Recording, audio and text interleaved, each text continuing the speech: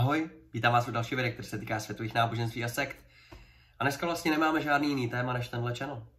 Nebo respektive než moje channely, protože možná jste si všimli, ale Facebook mi zmazal profil. A bylo to teda zcela jistě v souvislosti s nahlašováním od členů různých sekt. Mám jako plus minus tušení od jakých, ale to teď není důležitý. O Facebookový profil jsem na dobro přišel. Už mi přišlo i odvolání. A nepovoluje mi to ani založit nový profil.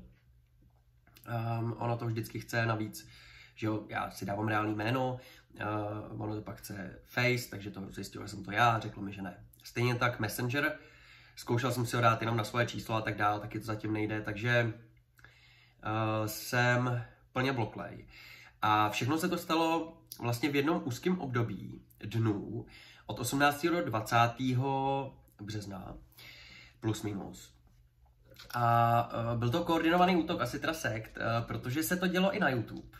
A dokonce i na naše webovky, jo. Sekty TV třeba den nefungovaly. Byli jsme z toho docela špatný, jo. A ten YouTube vlastně taky. Já jsem vám to včera vydával na Instagramu, protože to je vlastně jediný, co teďka skoro mám, jako mám ještě Threads a blablabla, ale to jako moc tam nechodím, jo. Instagram docela používám, takže teďka mi budete muset zatím psát prostě na Instagram, jo. A vlastně viděl jsem na YouTube, mi přesně během těchto 3 dní naskočily nahlášení jako postihy od té pedosekty, od Barbarince a od 3 videa od jehovistů. Jo. Já vám to ještě řeknu na speciálním videu o jehovistech, ale v podstatě značnou část mých videí o svědcích Jehovových včera, včetně jejich historie, včetně vyprávění těch podvodů finančních, co měli, což jsem četl, prosím vás, z diplomové práce. Včetně jejich zločinů, který jsem četl z kriminalistické učebnice. Včetně transfúze krve, což byl článek, který jsem četl z Dingiru. Všechny tyhle ty videa a další, zneužívání dětí, četl jsem statistiky. Všechno to je nedostupné v současnosti v České republice, takže na ty videa budete muset použít VPN-ku. A těch útoků prostě přišlo spoustu ze všech možných stran, a to i právně. Jo. Prosím vás, takových právních trestních oznámení, co na mě přišly, jsem jako během jednoho týdne jsem ještě jako neměl. Jo. Takže to teď není úplně dobrý. A samozřejmě se budu snažit nějak právně postupovat v případě toho Facebooku. Určitě si nebudu zakládat nějaký falešný profily pod jiným jménem, protože ono, jestli máte zkušenost s Facebookem, tak víte, že když sdílíte víc, tak vás stejně po chvilce vyžádají, ať jim ukážete občanku, a jsme zase u toho stejného. Takže přemýšlím do budoucna, jako co vlastně dělat. Jo. A bojím se docela, že mi zlikvidujou brzo i YouTube. Takže se na to připravte. Jo. Až nějaký den přijdete na YouTube a nebude tady můj profil, tak víte, co se stalo. A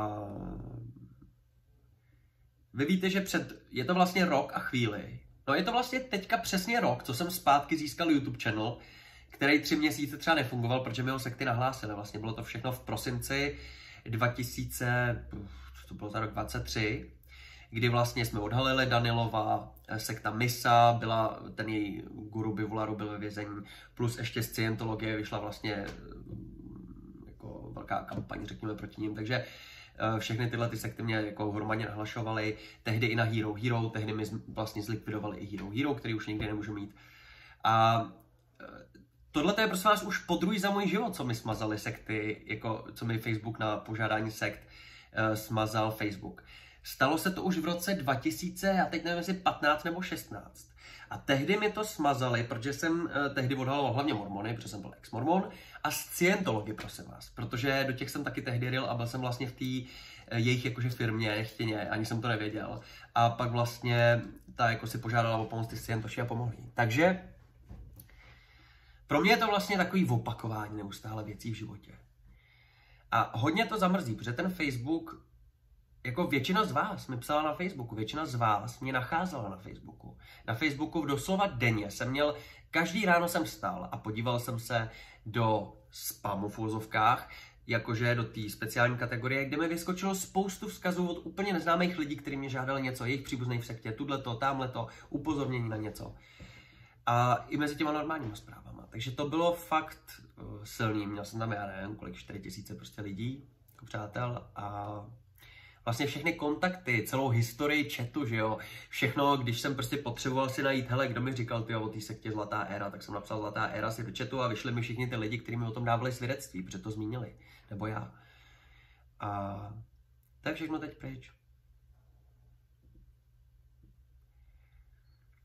A já, když se tohle děje, tak já se snažím více obrátit do sebe. Ono to samozřejmě navenek znamená jednu základní věc. Čím víc vlastně ty sekty mě vytlačí z toho mainstreamu nějakým způsobem, tak já to budu muset obcházet.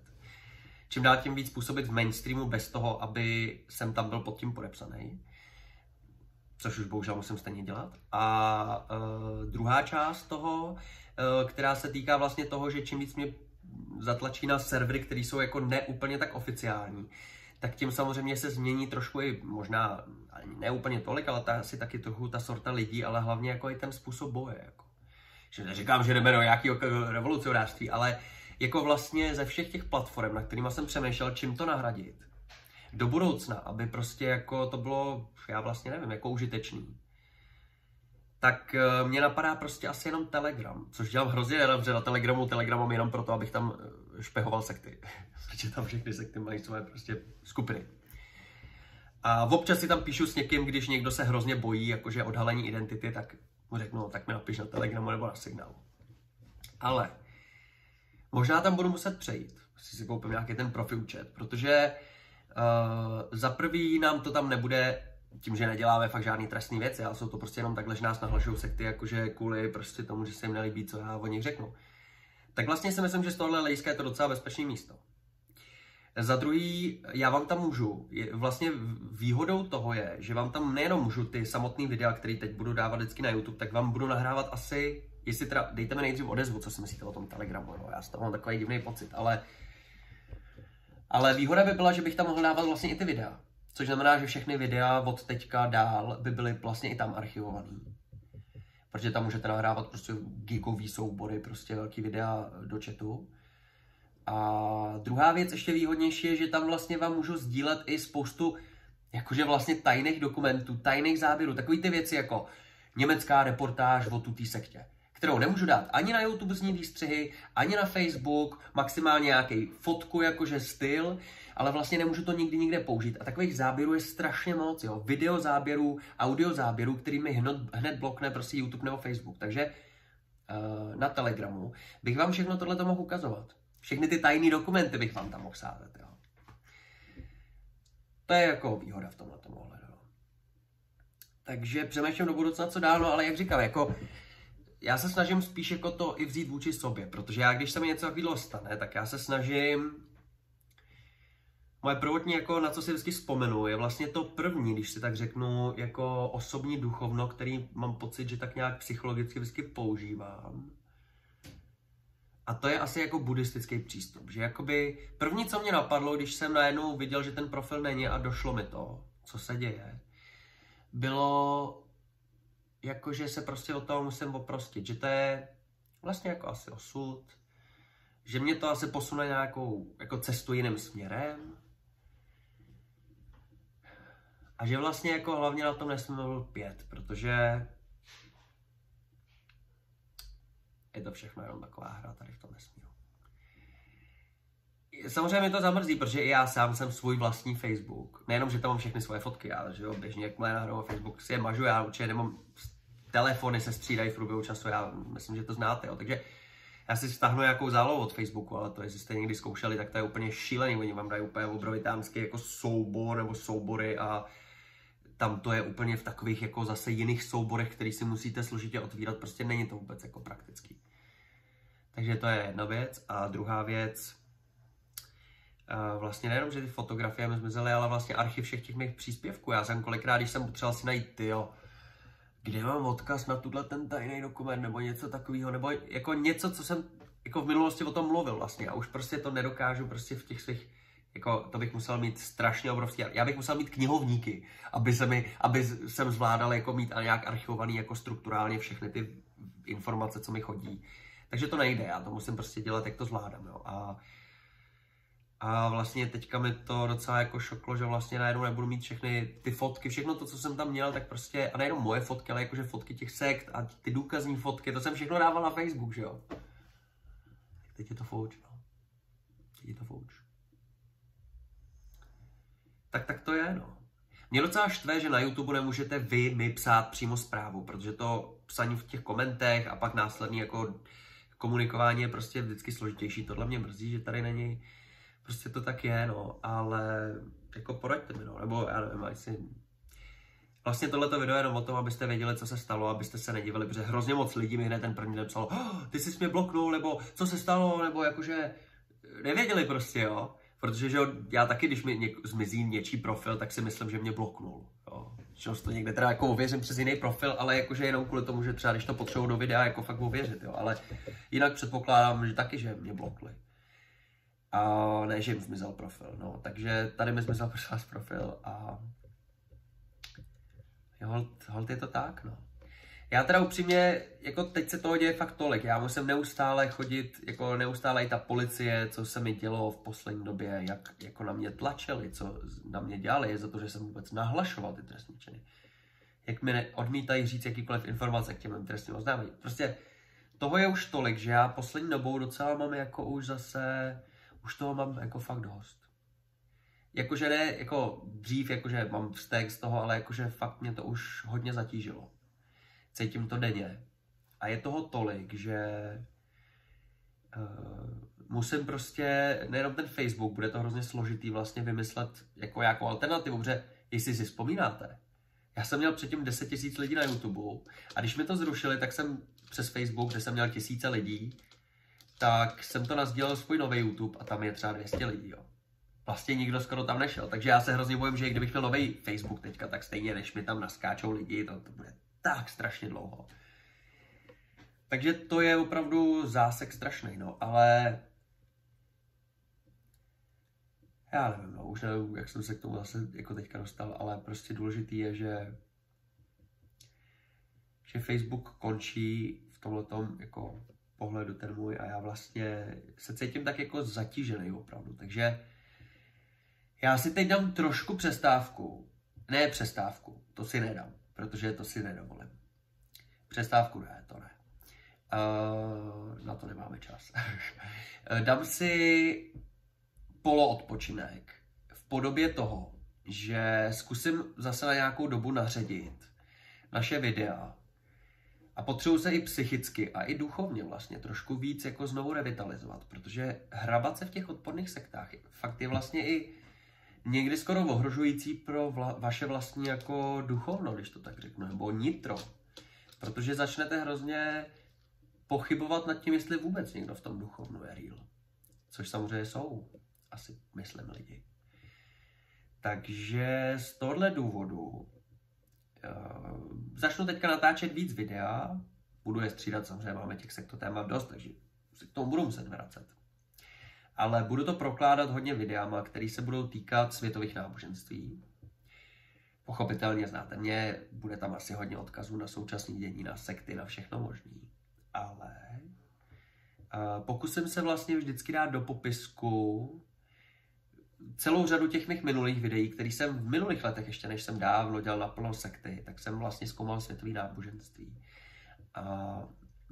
Jsou to staré videa, které jako samozřejmě jsou z dnešního mého hlediska jako taky samozřejmě amatérštější, nejenom po videostránce, ale i po té odborné. Ale stejně, občas, když se je pustil, tak si říkám, tyjo, fakt, si už ani nepamatuju, že jsem tohle všechno viděl. Takže si myslím, že to je jako dobrý nápad. A dneska asi začneme vlastně takovým videem, který se bude týkat egyptské spirituality, egyptského duchovna. Jsem zvědavý, co si o tom budete myslet. Možná vás to některý obohatí, doufám, že jo. Dělávali jsme to i dřív, jestli si pamatujete, když jsem se takhle cítil už hodně jako na dně, třeba před Vánocema, tak jsem to taky už začal pak prokládat. A pak jsem to už zase nestíhal, protože prostě těch sekt je tolik, vidíte, že a spíš jsem se snažil já odpočívat, abych natáčel jenom 1-2 videa denně, a ne 4. No, ale tak musíme nějak evolvovat a prostě jít dál, takže bojujeme dál, já to určitě nevzdávám, půjdu na to jinými způsoby a možná nakonec je lepšími, uvidíme. Jakkoliv ta ztráta Facebooku je neuvěřitelná, teda jako za mě, no. Pro mě osobně. Ne, protože bych byl fixovaný jako na Facebook, jo, že potřebuju svůj Facebookový profil. Ale prostě kvůli tomu, že tam mám ty informace a že je tam sdílem a že takový množství lidí jako vždycky spolíhalo, že když chtějí něco zjistit od sektách, že tam mě najdou. A teď mě budou muset složitě hledat jinde. Tak se mějte krásně. Takže teďka vlastně funguje můj e-mail. Primárně mi pište asi na Instagram, tam jsem furt Sobekuba nebo Jakub Jáhel, teda klasicky. Tam budu trávit hodně času a poraďte mi teda, co si myslíte o tom Telegramu. Já pak udělám teda nějaký video ještě, kde bych teda řekl, kam jsem rozhodl se přesídlit. Já jsem přemýšlel třeba i ten Twitch. Hodně lidí mi řeklo o Twitch. Ale že opravdu, než mi navrhnete tady spoustu platform, tak fakt musíte si to promyslet, jako jo. Protože třeba ten Twitch, tam třeba je zákaz řešit jakýkoliv reální zločiny, vraždy nebo takovýhle věci, jo. No tak to asi těžko tam můžu dělat, když budu dělat zločiny sekt. A prostě zjistíte, že docela velké množství platform vlastně jako nevyhovuje tomuhle obsahu. Sekty ty tam můžou být, ale pro ty antisekty to je složitý. A pak je samozřejmě Twitter, kde dobře, to není takhle cenzurovaný, jenomže problém je, že já nevím, no poraďte mi, jestli byste chtěli jít na Twitter radši než na Telegram. Mně to nepřijde tak výhodnější, ale taky to hold, jako když tak udělám. To jsou takové jako dvě hlavní alternativy, co mě napadají, ale prostě já už mám fakt dost. Říkejte si, co chcete. Já vím, že všichni, nebo spousta jako západně liberálně smýšlejících lidí jsou přesvědčení, že když někdo řekne, že je tady cenzura, takže to tak není. Já si myslím, že to tak částečně teda opravdu už je dávno. A nejenom taková ta jako sebecenzura, jak se tady bojíme spoustu z nás říkat jako asi možná názory na něco. A radši se už všichni vyhýbáme politice, protože to jenom lidi rozděluje, ale myslím i to, že opravdu jako mi nepřijde normální, neustálý, já to sleduji, to víte všichni, kdo jste na sociálních sítích, že kolikrát vám fakt jako dají ban za úplně jako nesmysl a pak tam vidíte jiný úplně brutální věci, které prostě zabanované nejsou. A tak prostě je, no. Takže já toho mám docela dost a prostě nechci trávit zase další roky na nějaký prostě pseudo lidskoprávně demokratický prostě sítě, která rádoby prostě pak stejně všechno smaže. Jo. Přitom na Facebooku prostě jedou dezinformace naplno, ale jako hodně smázli, no. Takže žádnou měkotu, jo, prostě vás mi nenavrhujte, protože já už na ty platformy nemám, vlastně je to Hero, jak se mě vzdali, že jo, všichni, já prostě na to nemám náladu, i tam jsem musel jít Coffee a taky to není úplně ideál, že jo. Patreon mě hned smažou, taky to je prostě jasný a Patreon je tak snadný, tam napíše jedna sektička mocná a končím, jo. A pak je ještě další možnost, prosím vás, která by byla asi taky jako možná, ale taky nákladná, je jako zřídit vlastní webovky, že bych měl, tam bych měl všechny videa, tam byste si je mohli pouštět. No ale zase nezapomeňte na to, že většina z nás prostě jde na YouTube nebo nějaký ty klasické sítě a tam vidí ty věci. Málo kdo z těch všech sledujících, který tady mám, opravdu každý den si řekne, tak já se podívám na webovku www.jakubjahl nebo světový náboženství nebo sekty a náboženství nebo cokoliv.cz. Sekty TV, já vím, máme Sekty TV. Pokud nám ji zase nenapadnou, kámo. No, toho se bojíme taky, že nám ji zlikvidujou brzo. To si myslím, že taky není tak daleko. Ale prostě vidíte to. A tohle je ono, co vlastně vám ukazuje praktickou stránku toho, jak těžké je bojovat proti sektám, protože já jsem vlastně jako neosamělý, jako máme se tady navzájem, jo, pomáháte mi všichni skoro z vás, co to sledujete, ale prostě jako není to snadný. Oni mají prachy, oni mají ty právníky, oni mají ty jména a taky svoje agresivní metody nátlaku, no, tak to je prostě blbý. Myslím si, že situace by byla úplně jiná, kdyby třeba mě respektovali a uznávali a podporovali by mě ty akademici a bylo by to jako, byl bych jejich součástí. Ale v tomhle okamžiku, kdy vlastně oba ty tábory, včetně ještě policie, třetí tábor, úplně mě nesnáší všichni a chtějí mě jako hlavně se zbavit, protože jim všem dělám jenom jako problémy a práty. Tak v takové situaci to úplně není snadný bojovat. No. Ale já to nevzdám, víte co, já to beru prostě jako duchovní pouť a hlavně teda pro mě je důležitý, aby vždycky pro vás, jako pro veřejnost a pro kohokoliv z vás byly dostupné všechny ty informace o sektách, ty tajný, které prostě oni cenzurujou. Takže vždycky všechny videa zatím, no už ne, na Odyssey máte archivovaných většinu mých videí, na nějakých jako dalších serverech taky. Bohužel YouTube zase udělal nedávno změnu, že už nefunguje automaticky nahrávání z YouTube jinam. musí se to všechno dělat ručně, takže se to zastavilo před pár měsíci, takže ty nejnovější videa tam taky nenajdete, budu to muset udělat si ručně, no. Ale prostě tohle je pro mě důležité, abyste vždycky ty informace měli. Takže nebojte, já se toho nevzdám, dokud se nevzdáte vy mě, anebo dokud se vy nevzdáte. Až na to vykašlete vy, tak si řeknu, no, tak dobrý, ale dokud bojujeme spolu, tak jsme v tom spolu. Tak se mějte hezky a těším se na vás zase příště. A děkuju všem, kteří podpoří můj channel. V popisku máte informace, dokud to jde, dokud to ještě existuje. Už možná víte, že ty sekty taky vlastně už proti mě dělají, musím chodit. Chodím na finančák a takhle, prostě musím vysvětlovat všechny věci, že jo, jakýkoliv jako příspěvek. Takže i v tomhletom ohledu prostě je to teďka docela tvrdý. Takže dokud to jde, můžete, až to nepůjde, až zmizím, tak víte, co se stalo.